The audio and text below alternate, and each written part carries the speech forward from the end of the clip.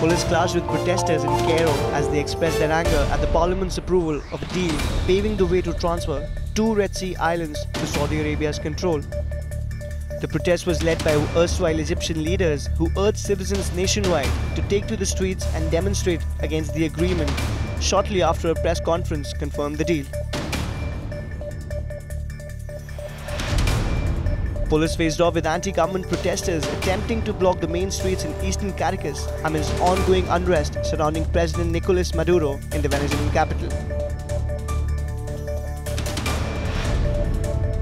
Newly elected French President Emmanuel Macron made a symbolic diplomatic visit to King Mohammed VI in Rabat, Morocco. The two leaders discussed the fight against terrorism and the diplomatic crisis in the Gulf.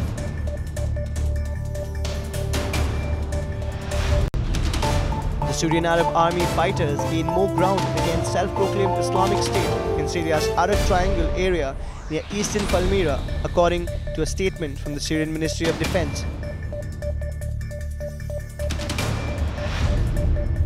Dozens of demonstrators staged an unbirthday for US President Donald Trump outside Trump Tower in New York City to denounce the president's alleged ties to Russia. Protesters touted huge flight tickets showing a one-way trip to Moscow for the president and his daughter, Ivanka Trump.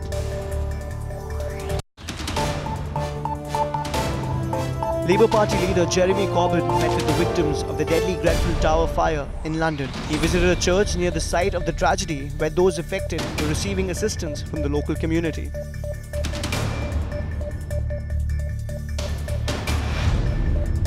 The Grenfell Tower continues to smolder days after a fire ripped through the block, killing at least 12 people and sending a further 75 to hospital. Members of local Grenfell Action Group had reportedly raised multiple concerns over the safety of Grenfell Tower a year before the fire.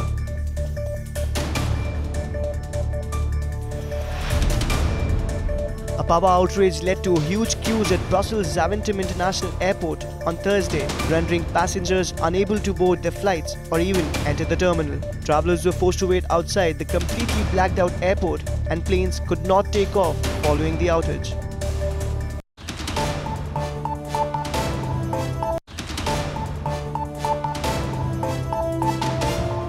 Futuristic water taxis were presented at the 2017 Viva Technology Expo in Paris. Once successfully installed in Paris, the vessels are scheduled to take on London and Geneva for further experimentation.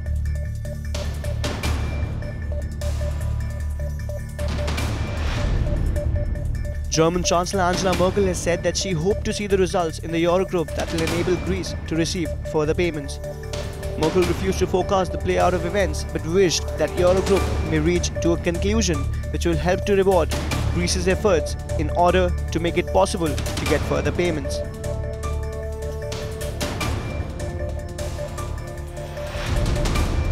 Clashes broke out between police and protesters when members of the far-right group Casapound attempted to force their way into the Senate Palace in Rome. Around 200 Casapound members were at the Senate Palace protesting against the debate of the Jus Soli law, which would make it easier for second-generation immigrants to acquire Italian citizenship.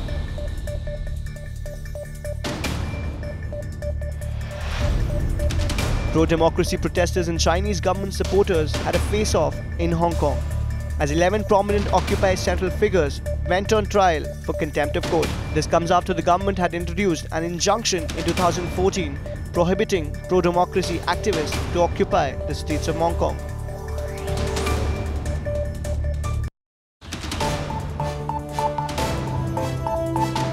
Thousands of opposition supporters set off on a 450-kilometer march from Ankara to Istanbul. This comes after a Republican People's Party leader was sentenced to 25 years in prison for allegedly leaking state secrets to the press.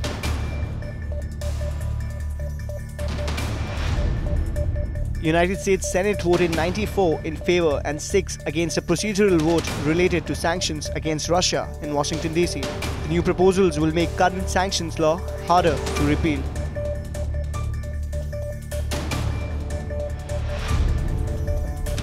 Russian Foreign Minister Sergei Lavrov attended a committee meeting on solidarity and cooperation with Asian and African nations in Moscow. The Russian Committee for Solidarity and Cooperation with the peoples of Asia and Africa is reportedly represented in over 30 regions of the Russian Federation.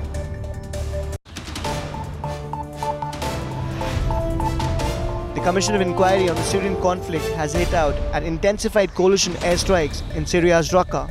Speaking at the Human Rights Council in Geneva, the Commission pointed to the local airstrikes resulting not only in staggering loss of civilian life but also to over 160,000 civilians fleeing their homes and becoming internally displaced.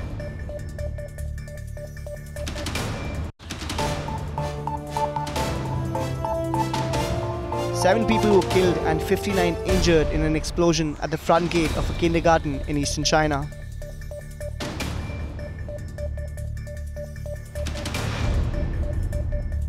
Prime Minister Theresa May has ordered a full public inquiry into the fire that engulfed a West London block of flats, killing at least 17 people.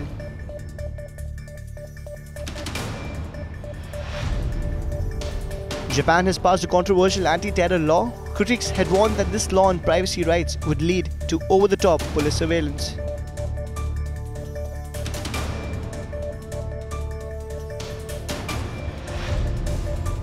At least 30 people have been killed in a car bombing outside a popular restaurant in Somalia.